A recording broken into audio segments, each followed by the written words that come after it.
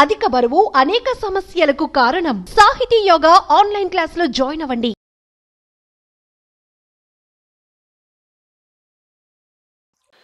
కాఫీలు, టీలు, paneer, ice cream అన్నీ చేసుకొని తింటున్నారు, తాగుతున్నారు. ఈ పాలు తాగటం వల్ల మీ హార్మోన్ ఇంబ్యాలెన్స్ అవుతుంది అని ఎవ్వరూ చెప్పట్లేదు. ఆడవాళ్ళ మూతి మీద మీసాలు మొత్తం ప్రపంచమంతా బయలుదేరాయి. నో ప్రాబ్లం, బ్యూటీ పార్లర్లు పక్కన తెరుచుకొని కూర్చుంటున్నాం మనం. అరే, మూతి మీద ఆడవాళ్ళకి మీసాలు ఎందుకు వస్తున్నాయని ఒక్కరూ అడగట్లేదు. చిన్నపిల్లలు 8 సంవత్సరాలకు ముట్టవుతున్నారని ఎందుకు అని అవటం లేదు. ఏ చర్చలు లేవు, ఏ సదస్సులు లేవు, ఏ విశ్వవిద్యానిలయాల్లో ఈ ప్రశ్నలు ఎవ్వరూ అడగటమే లేదు, ఇంతవరకు అడగటం లేదు. 14 సంవత్సరాలకు ముట్టాల్సిన ఆడవాళ్ళు 8 సంవత్సరాలకు ముట్టెందుకు అవుతున్నారని ఒక్కరైనా ప్రశ్న అడగచ్చా? దీనికి మనం తాగుతున్న పాలే కారణమని ఎవరు చెప్పేదానికి ముందుకు రావట్లేదు. ఎందుకు? పాలు పాలుగా ఉండట్లేదు, ఒక పెద్ద ఇండస్ట్రీ అయిపోయింది. క్షీర విప్లవం, పాలు పరిపూర్ణ ఆహారం అని విజ్ఞానపు పుస్తకాల్లో రాసుకొని కూర్చున్నాం. పాలు ఎవ్వరూ తాగకూడని పదార్థమని ఏ డాక్టరు చెప్పట్లేదు. పాలు తాగకుంటే కాల్షియం ఎక్కడి నుంచి వస్తుందని 100కి 100 మంది అందరూ ప్రశ్నలు అడుక్కుంటున్నారు తలలో.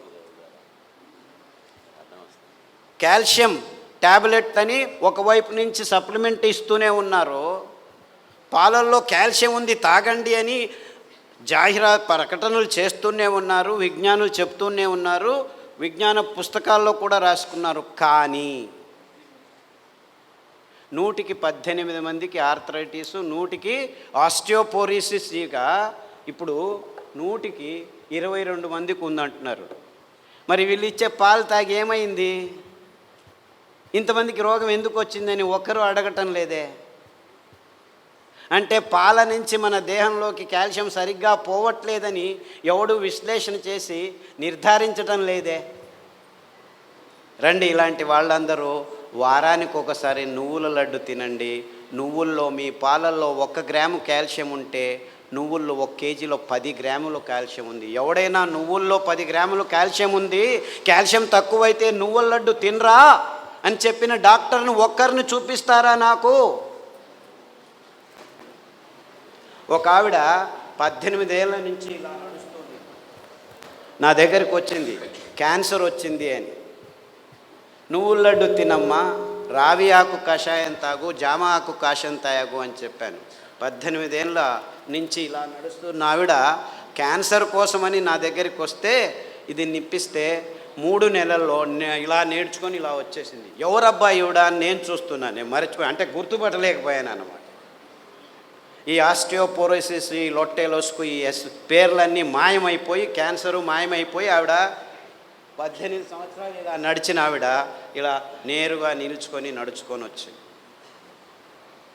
అంటే నిజంగా ఈ సప్లిమెంట్స్, విటమిన్స్ ఇవన్నీ దేహానికి సరిగ్గా లోపలికి పోవాలంటే ఈ ట్యాబ్లెట్లలో నుంచి విటమిన్ ట్యాబ్లెట్లు మీ దేహంలోకి పీల్చుకునేదానికి సరాగంగా లేవు అనేది ఈ ఒక్క ఉదాహరణ చాలు. వందల మంది ఆస్టియోపోరోసిస్ జస్ట్ నువ్వుల లడ్డు తినిపించి, కొర్రలు, అండకొర్రలు తినిపించి, అలా ఎన్ని బాగా నాకు లెక్కనే లేదు. ఇలా నేను చెప్తూ వెళ్తూ ఉంటే ఆ థైరాయిడ్ ఎవరికి చూడు థైరాయిడ్ ఏమిట్రా బాబు నాకు తెలియట్లేదని అడుగుతాను. ఎవరికి చూడు thyroid problem. 100 mcg, 50 mcg, 250 mcg, పొద్దునొకటి సాయంకాలం ఒకటి తీసుకోవాల్సిందే. ఎన్ని రోజులు? Life long.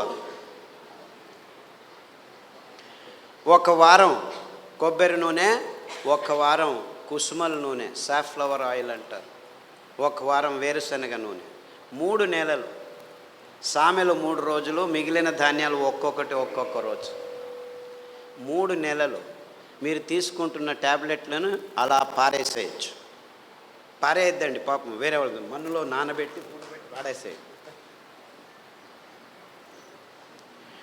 ఇంత సులభంగా, ఇంత సరళంగా ఇలాంటి భయానకమైన ఆధునిక రోగాలన్నిటినీ మనం మన దేహం నుంచి దూరంగా పారదోలవచ్చు. ఏ ఇబ్బంది లేదు, ఎవరు ఏమీ కష్టపడాల్సిన పని లేదు. కానీ తొందర ఎక్కడొస్తుంది తెలుసా?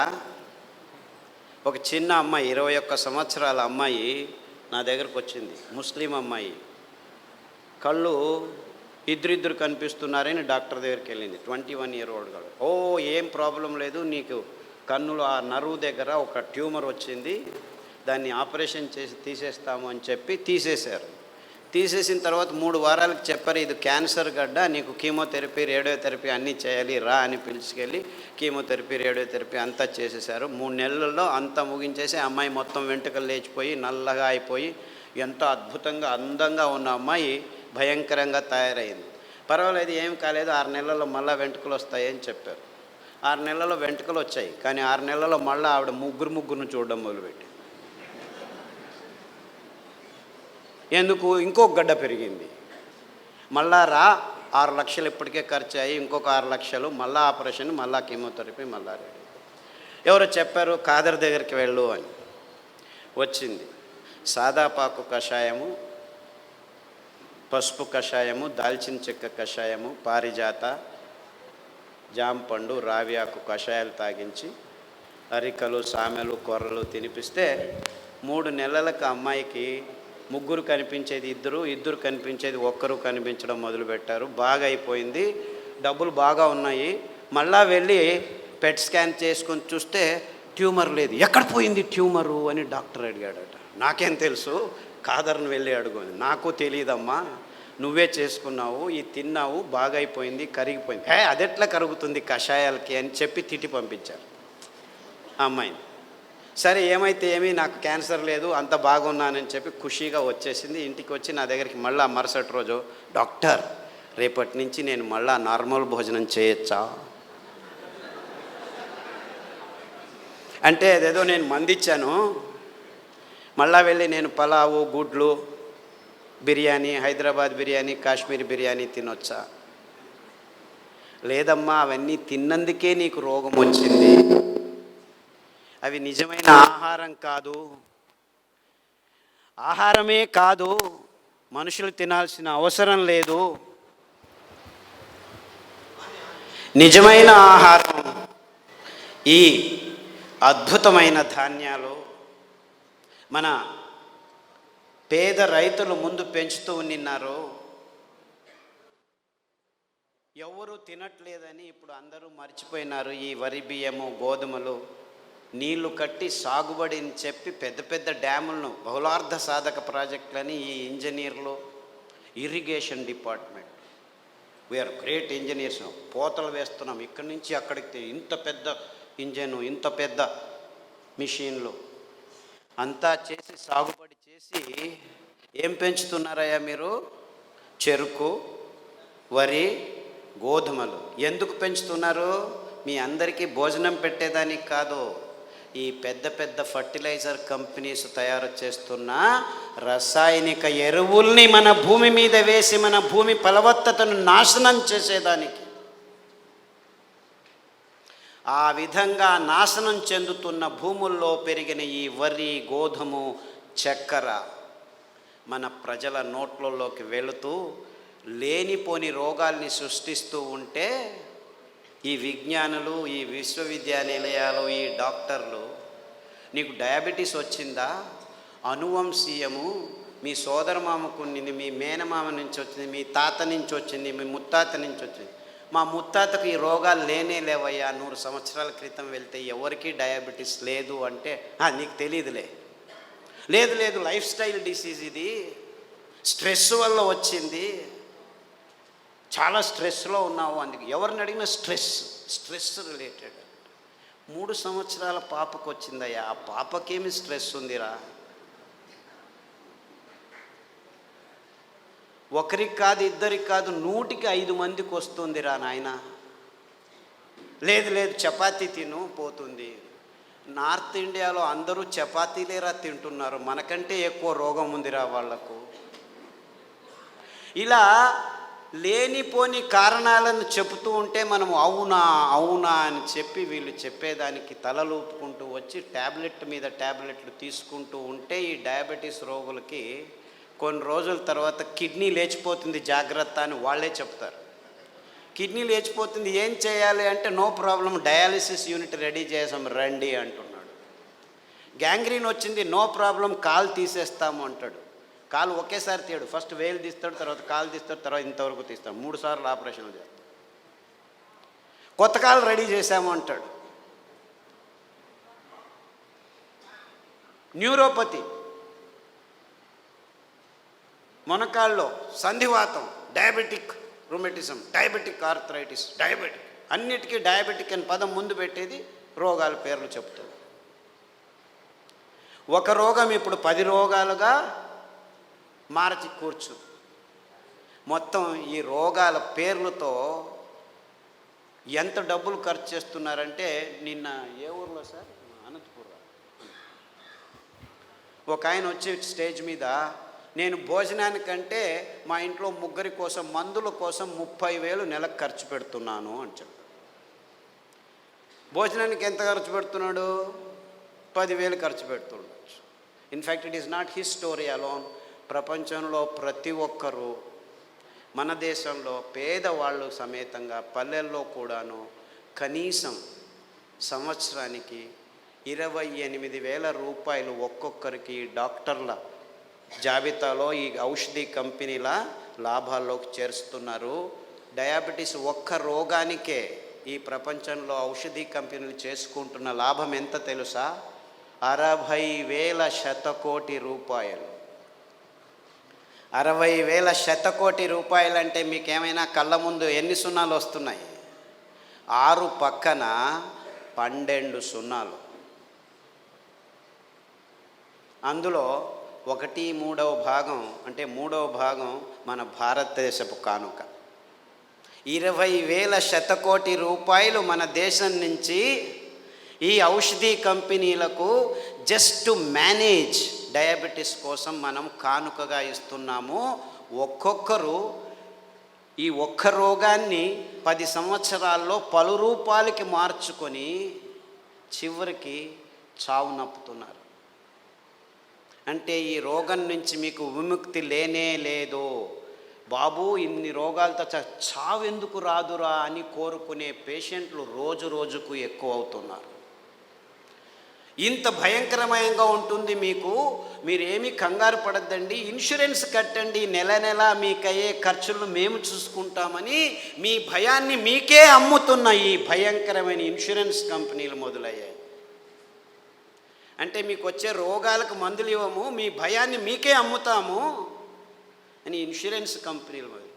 ఈ ఎకనామిక్ మోడల్లో ప్రతి ఒక్కదాన్ని డబ్బుకు మార్పాటు చేసుకునే ఈ పాశ్చాత్యుల భయంకరమైన పన్నాగాల్లో మొత్తం ప్రపంచమంతా ఇరుక్కుపోయింది అని చెప్పేదానికి నాకు ఏ సందేహము లేదు.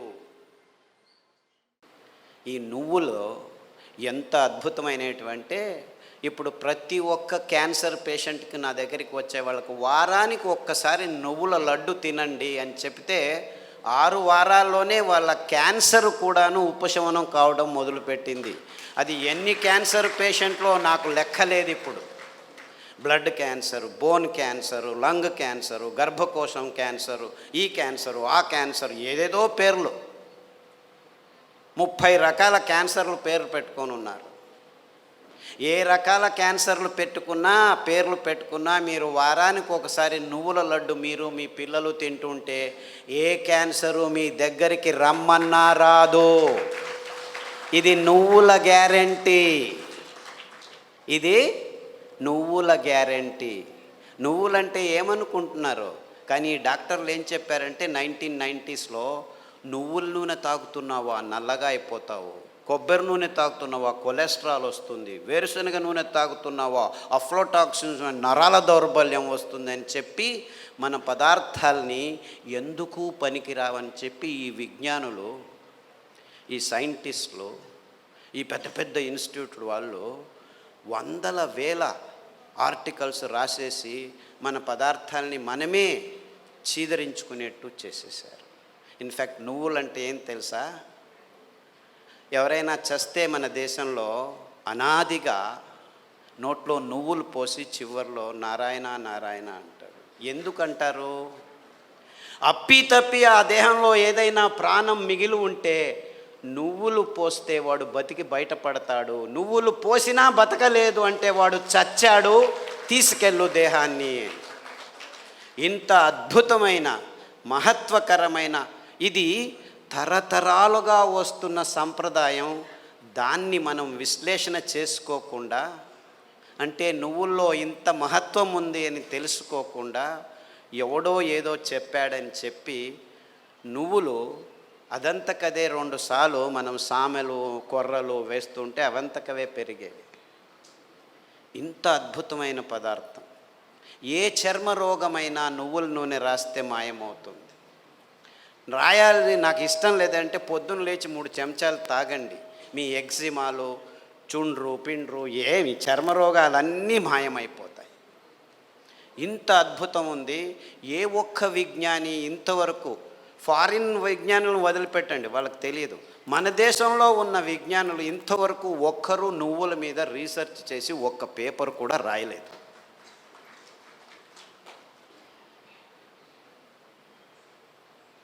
అంటే ఒక్కరు కాదు, వందల వేల మంది మైగ్రేన్ హెడేక్స్ ఉన్న వాళ్ళు ఈ నువ్వుల్ని, ఇంకా నేనేమి చెప్పట్లేదు మీకు, వరి నువ్వుల గురించే చెప్తున్నాను.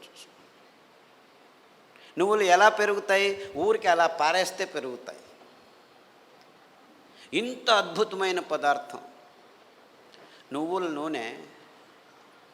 ఏ పార్శ్వవాయువు వచ్చినా, ఏ లక్వా వచ్చినా, ఏ నరాల దౌర్బల్యం ఉన్నా వారానికి 3 సార్లు మీరు నువ్వుల నూనె 2 చెంచాలు ఉదయం తాగితే మీ నరాల దౌర్బల్యాలన్నీ అలా మాయమైపోతాయి. పార్కిన్సన్స్, నువ్వు నా భార్యవా, ఎప్పుడు పెళ్లి చేసుకున్నాను నేను నిన్ను, మరుపు రోగం అంట అందరికీ, పార్కిన్సన్స్, ఆల్జైమర్స్ అంటే మర్చిపోతాడు వాడు వాడే అని తెలియదు వాడికి. అలాంటి రోగులు నా దగ్గరికి వస్తే, ఇప్పుడు అమెరికాలో అందరికంటే భయపడే రోగం ఇదే. వాళ్ళకి క్యాన్సరు, డయాబెటీస్ అంతా మామూలు అయిపోయాయి, బతకడం నేర్చుకుంటున్నారు దానిలతో. కానీ పార్కిన్సన్స్తో బతికేది, బతుకుతున్నానని కూడా తెలియదు వాడికి. ఇలాంటి భయంకరమైన రోగాలు వస్తే 1 వారం కొబ్బరి నూనె, 1 వారం నువ్వుల నూనె, 1 వారం వెర్రి నువ్వుల నూనె అని ఇంకొకటి ఉంది. వెర్రి నువ్వులు అని తెలుసా? దానికి పేరు ఎందుకు పెట్టారు వెర్రి నువ్వులని? నీకు వెర్రి ఉంటే ఈ నువ్వుల నూనె తాగితే వెర్రి కూడా బాగైపోతుంది. I'm not joking, I'm very serious. చాలామంది పిల్లలు బుద్ధిమాంద్యులుగా పుట్టి వెర్రిగా ఆడుతుంటే అక్కడ ఇట్లా చూస్తుంటే వాళ్ళకి వెర్రి నువ్వుల నూనె కొబ్బరి నూనె తాపిస్తూ దానికి తోడు సామెలు అరికలు తినిపిస్తూ ఉంటే 3 నెలల్లో బాగా కూర్చొని నేను స్కూల్కి వెళ్తానని చెప్పి ఇప్పుడు 10వ తరగతిలో ఫస్ట్ క్లాస్ వచ్చిన వాళ్ళు 18 మంది ఉన్నారు నా దగ్గర. అంటే పెద్దవాళ్ళకు వెర్రి ఉన్నా కానీ ఈ పార్కిన్సన్సే బాగా అవుతుంది. రాసేదానికి కావట్లేదు, సంతకం పెడితే బ్యాంకు వాళ్ళు చెక్ను రెస్పెక్ట్ చేయడం లేదని వందల వేల మంది నా దగ్గరికి వస్తే, వందల వేల మంది, 1-2 కాదు, ఈ అరికలు సామెలు కొర్రలు తినిపిస్తూ ఈ నువ్వుల నూనె, వెర్రి నువ్వుల నూనె, కొబ్బరి నూనె వారం మార్చి తాపిస్తూ పసుపు కషాయం, జీలకర్ర కషాయం, శుంఠి కషాయం తాగిస్తే 3 నెలల్లో సైన్లు చేస్తుంటే చాలా బాగుంది, ఎలా తయారయ్యారు మీరు అని బ్యాంకు వాళ్ళు అడుగుతున్నారట. అంతకుముందు నోటరీ సర్టిఫికెట్ని తీసుకోవాలి, ఈవిడే సైన్ చేస్తుంది కానీ సైన్ చేయలేకపోతుంది, డాక్టర్ సర్టిఫికెట్ తీసుకోవచ్చు. ఇలాంటి కేసులు 100 ఉన్నాయి. కారు నడుపుతూ ఇప్పుడు హ్యాపీగా వెళ్తున్నారు 70 years పార్కిన్సన్స్ డిసీజ్ వాళ్ళు. అంటే నేను క్యాన్సర్ గురించి చెప్పట్లేదు, that is such a silly problem, such a silly. మొన్న HIV పేషెంట్లని చాలామంది నా దగ్గరకు వస్తున్నారు, ఫోన్లోనే వస్తారు, రారు కూడా. నాకు ఇలా ప్రాబ్లం ఉంది, ఏం ప్రాబ్లం లేదు నాయనా, నా దగ్గర రానే అవసరం లేదు, నేను చస్తున్నాను, పేషెంట్లు చూడలేక, అక్కడే ఉండు, ఫోన్లోనే చెప్తాను, ఈత ఆకు కషాయం, బిల్వాకు కషాయం, గరిక ఆకు కషాయం, బిల్వాకు అంటే మారేడాకు అంటారు, కషాయాలు తాగండి. దానికి తోడు వేరుశనగ నూనె, వేరుశనగ ఆ గులాబీ రంగు చిప్పలో రెస్వెరట్రాల్ అని ఒక అద్భుతమైన పదార్థం ఉంది, ఇంకెక్కడా లేదు ప్రపంచంలో. ఆ వేరుశనగ చిప్ప, ఆ గులాబీ రంగు ఉఫ్ అని ఊపేసి లోపలికి తింటామా, అది మందు, ఇది రోగం.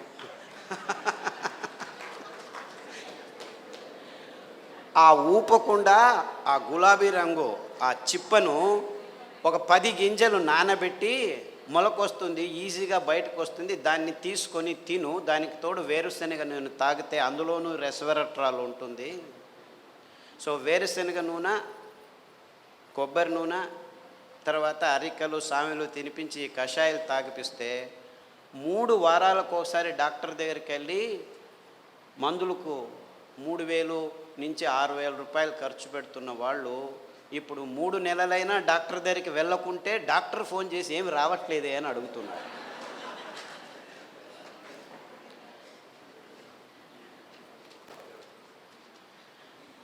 అంటే ఆ ఈత ఆకులో, ఆ మారేడు ఆకులో, ఆ గరికలో ఎంత అద్భుతమైన విషయాలు ఉన్నాయని ఎవరూ చెప్పేదానికి ముందుకు రావట్లేదు.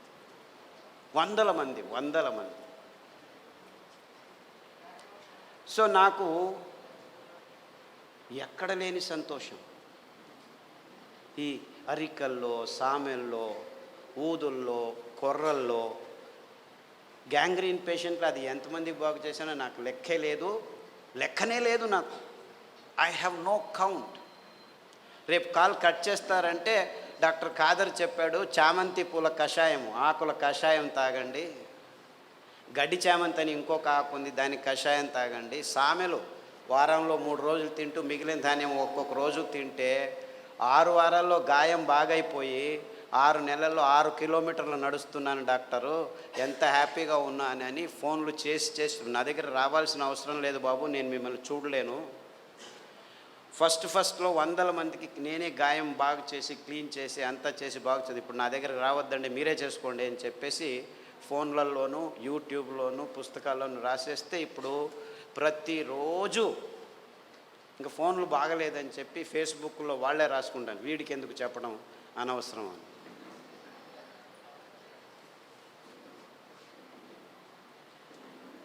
Things are very simple actually. కానీ ఈ ఎకనామిక్ మోడల్లో మొత్తం ప్రపంచమంతా జీవనం చేస్తుంది.